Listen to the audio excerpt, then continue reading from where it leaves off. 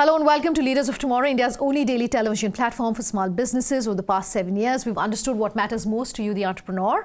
And in year 8, we're taking head-on 2 of your most pressing concerns, that of funding and mentoring. I'm Sunanda Jayasheelan, 2 small giants in focus tonight. First up is 1mg. On the other side of a quick break, Qure.ai is our second small giant.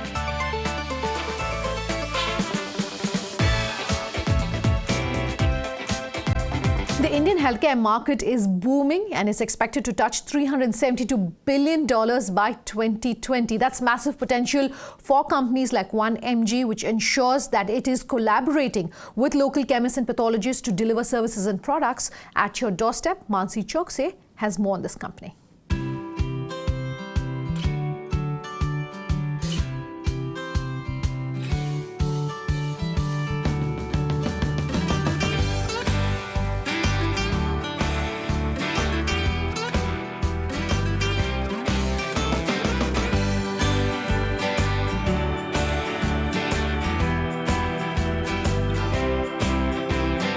Thank you so much for joining us over here on the show. You started your entrepreneurial journey with Health Cart Plus, which later became 1mg. Tell us something more about this journey. Actually, the journey started back in 2009 when I came back from the US and started my first venture in the healthcare technology space. From that, I think the next 2 ventures came. So 2011 started Health Cart. And from within Health Cart, there was, as you mentioned, Health Cart Plus. That was a line of business that we had. 2015, we demerged it out into a separate company, rebranded it as 1mg, and here we are. So basically, what made you transit from Health Cart Plus to 1mg? Because both the companies were somehow on the same pattern. So actually, there was a very fundamental difference that the kind of user, Health Cart was actually focused more on the wellness and fitness consumer. 1mg much more on the medical side of things. So 1mg is a digital health platform where consumers can get all their healthcare information, products and services. So we run a e-pharmacy, e-diagnostic, e-consultation lines of business. But if you look at it fundamentally, what's the difference?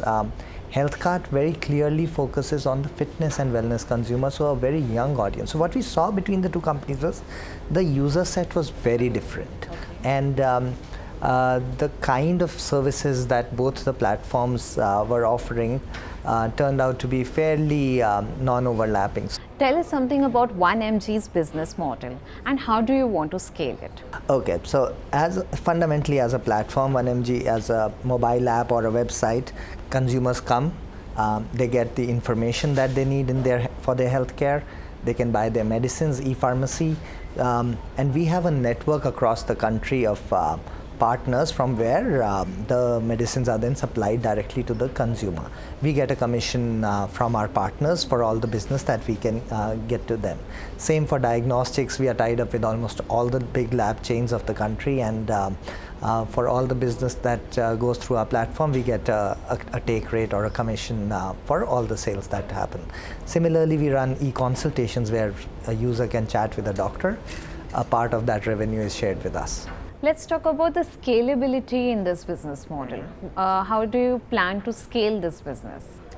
So I think we're already available in more than 1,000 cities, and given that all this has happened in the last 3.5 years, it's because the model is inherently scalable. The way we work is we provide a platform and we work with partners all over the country. And for us to go into a new city, all we need is a good partner. It's very, very scalable. All we need to make sure is we bring the right partners of the right quality standards on board and scale them up. How do you envision the future of healthcare in India? What are the top areas where you think there will be a lot of growth in coming years?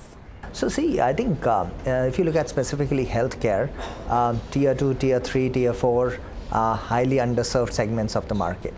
It's very common, I think all of us know from our experiences, that people come from these small towns to the big cities to get their medical treatments, and when they go back, somebody from here is either shipping or couriering the medicine, or they have to send somebody from the village to the city or to the metro to get what they need for their healthcare. So inherently the demand is high and the supply is broken. So I think we bridge that gap. We are also supplying to a lot of villages and really small towns. Give me a sense of the ecosystem in which you're working with different partners to provide this last mile delivery. In most of the cities, we have set up our own as the cities scale. In the smaller towns, our partners manage the logistics themselves. So we work through a hybrid models. In some cases, we provide the logistics as a service. In some cases, it's directly availed of or provided by the vendor partners. And I think logistics, one very important part. We also train and develop a lot of healthcare logistics people. So we have a team of over 500 phlebotomists, the guys who go to patients' home on a bike and then take their blood sample for their lab tests and then take it to the lab for testing. So that's also, and so we develop them, we train them, we teach them hard skills, soft skills, customer interaction, technology skills. So we've got a pretty rigorous training module for healthcare skill development. So what are the regulations in online pharmacy space and how do they impact your business? The thing with regulation is that a regulator's job is to make sure that status quo is maintained, and an innovator is trying to change the status quo and make things better. So there's always this a little bit of, I would say, need to understand each other's situation and work forward in a manner that is beneficial at the end of the day for the consumer. So what we have had to do is spend a lot of time engaging with the regulators and educating them on our model, because fundamentally our model is actually very simple. I have to say the regulators have been fairly positive and very progressive. One can really, for the first time in the ecosystem, trace back that, okay, this medicine came from this source, and if there was an issue, then it can actually be, accountability can be established. Now the second part of it, we also have a bunch of these recent legal cases that have come, because the other reality of our ecosystem is we have a union of offline pharmacies who have, although we work with small pharmacies as a business model, still they've chosen to take an aggressive stance and have started basically going to a few courts to make sure that they can find ways to disrupt the business. We have full confidence in the process of the courts. I think the Madras High Court latest stand is pretty clear that so it's all fairly positive. You have recently raised a fresh round of funding. What advice would you give to entrepreneurs looking to raise funds at different stages in their business? Engaging with the investor, there are a couple of quick tips I can give if you want me to talk about, which is, it's never a one conversation transactional way. I think the best time to really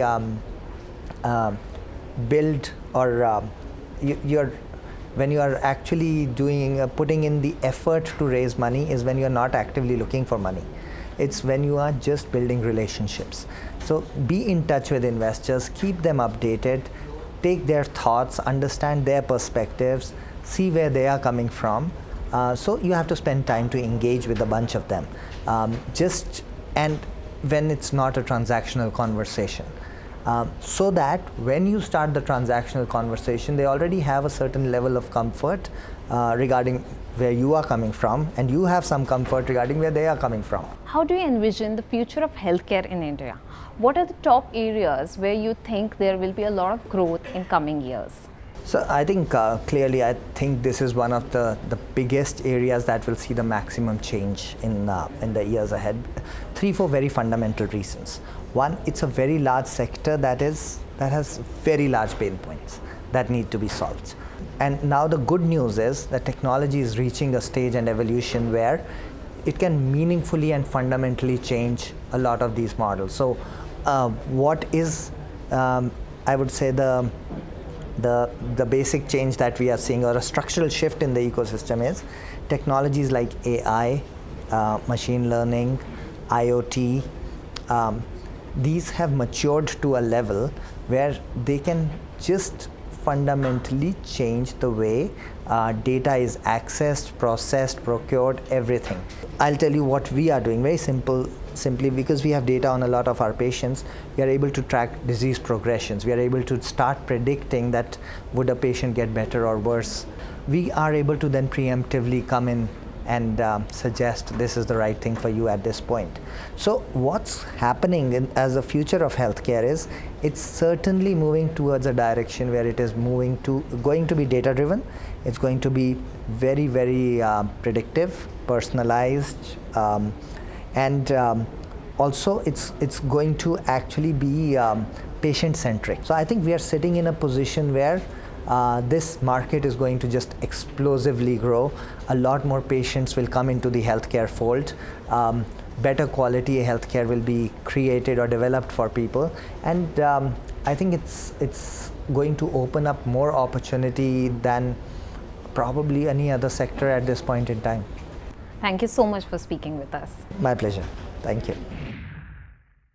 That was the story of 1mg. On the other side of this very short break, Qure.ai is our second small giant in focus tonight. Do stay tuned.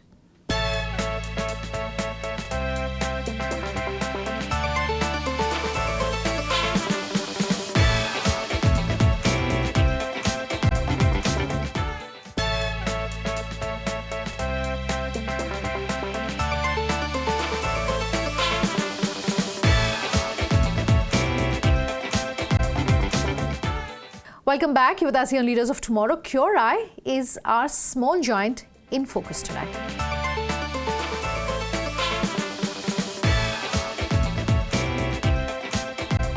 We started tonight's show by looking at the potential of the healthcare market in India and the kind of growth story we're likely to see. Also continuing to focus on that same space is our second small giant tonight, Qure.ai, which is using artificial intelligence when it comes to medical scanning. Take a listen to what the potential is, what the growth story is like in this very special small giant.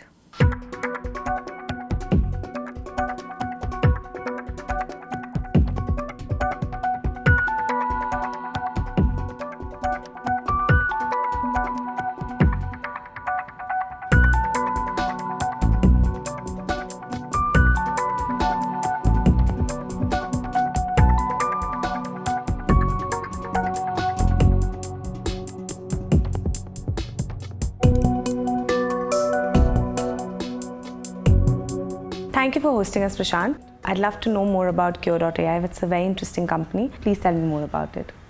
Thanks for having me here, Tanya. So Qure.ai started in 2015 when my previous company, Magna, was acquired by Fractal Analytics, and I joined Fractal as Chief Data Scientist. In that role, I was discussing with the CEO of Fractal about how we could utilize AI, and we said, can we take this technology and can we apply it to healthcare? And that is when we started discussing this idea with many hospitals around the country and in fact around the world. And then we said, can we use this AI technology to interpret radiology images? So that is how the idea came about. And then over the next 6 to 9 months, we put together a team of doctors, data scientists, bioinformaticians, and also we collaborated with, I would say, around 10 to 15 different hospital chains to be able to build that technology. And now we are here where this technology is ready. It's cleared regulatory approval and it's up and running in around 50 sites around the world. Can you tell me more about the opportunities when it comes to pathology, radiology, and diagnostic space? Do you think SMEs have a lot of opportunities in this space? Overall, healthcare in India is growing at a very rapid pace, right? And there is an opportunity, and the number of doctors, a number of radiologists are not growing at the same pace. And this is in India. Across the world, this is the same phenomenon. So you are seeing more patients going through CT scans, MRIs, X-rays, and you are not seeing that radiologists are growing at the same pace. So I think there is an opportunity for people to develop AI which can help radiologists be better at what they're doing and bring accessibility to a lot of different regions. For example, Africa has very little access to radiology, and number of radiologists in certain countries is in single digits, sometimes mostly in double digits. So you're talking about providing much better quality AI in those countries. And so I think SMEs can build technologies which can help some of these. I'm talking about radiology here, but also similarly in pathology and other spaces as well in healthcare. But helping these different healthcare providers improve the quality of care using artificial intelligence. In India specifically, we are well positioned because if you look at India, rural India does not have access to quality healthcare. The quality of healthcare in the cities is very good. I think it's comparable to a lot of developed countries. But if you go to areas which are outside of the metro areas, it's the quality of care is much lower. And SMEs could work on that, could build solutions which can provide better care around those areas. So for example, using telemedicine is one of the areas which is booming right now. So how can you provide care in a rural region in Bihar where no doctor wants to go, no radiologist wants to go, but then maybe you can have a doctor sitting in Bombay and the radiologist sitting in Bombay, and they can provide care over there using video conferences, reading the scans from there and so on. So those are opportunities. I think there are many different opportunities that there are many different solutions that can be created to address these gaps. Great. So let's talk about the fundraising process. You've been a serial entrepreneur, and with Qure.ai, you were incubated as compared to raising funds. Do you think that really helped in your journey? And do you think that there are a lot of challenges when it comes to fundraising in this sector? Absolutely. So I think I have been an entrepreneur before, and what I found is that as an entrepreneur, you spend a lot of time thinking about fundraising. You're either spending time on fundraising or you're thinking about creating metrics that can help you raise funds.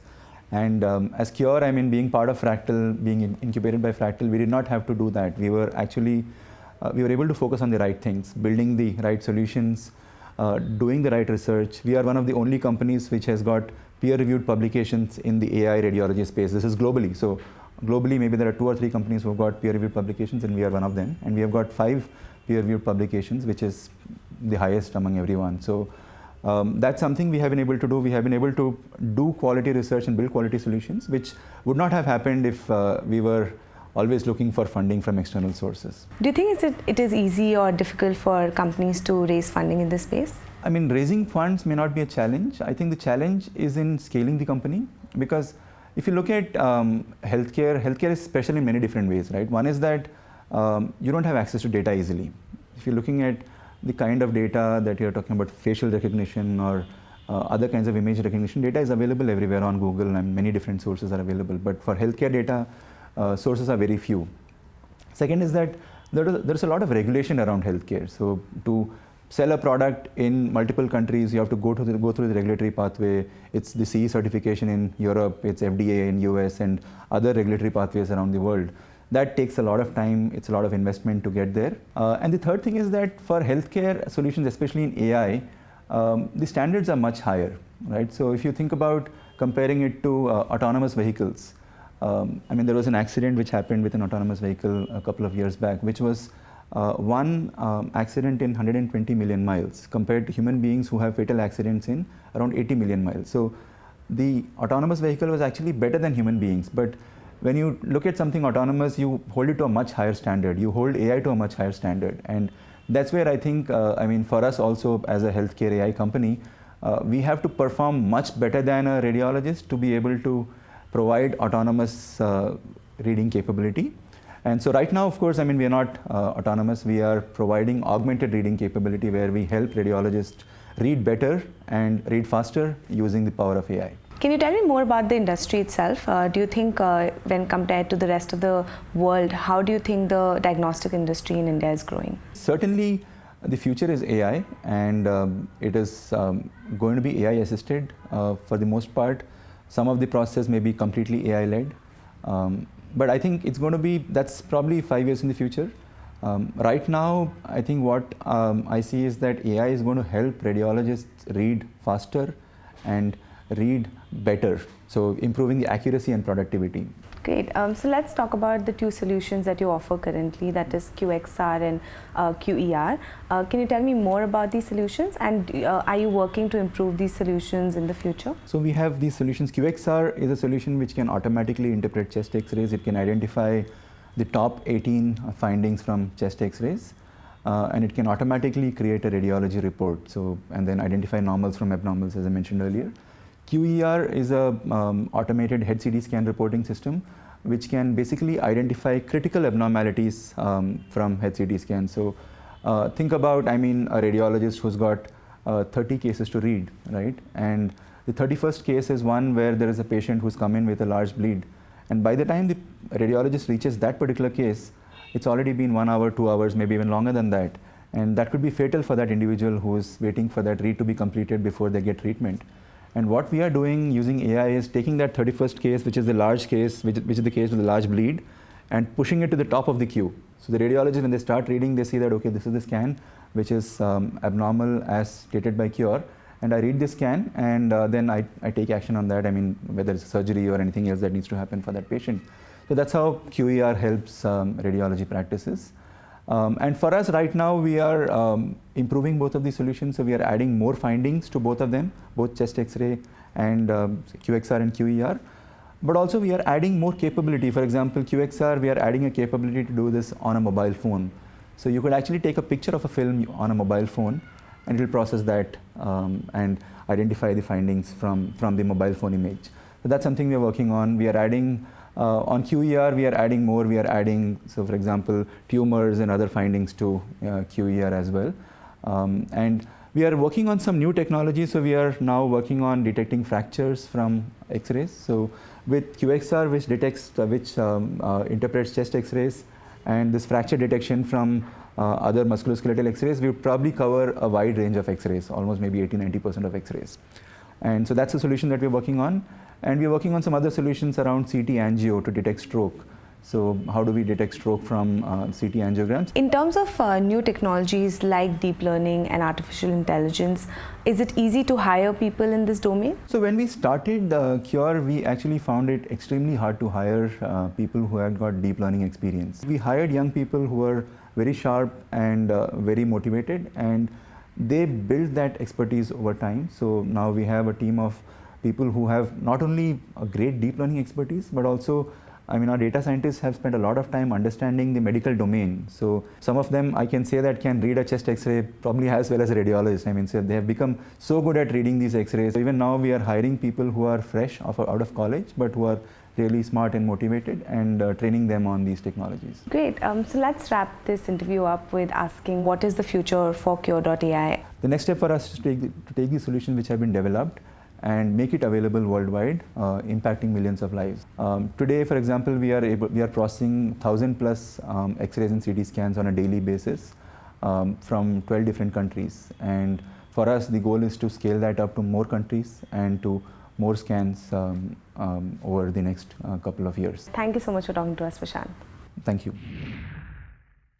All right, that's our show tonight. If you have any feedback for us, do get in touch. Our contact details is up on your screens in just a moment. Thanks for watching. Have a good night.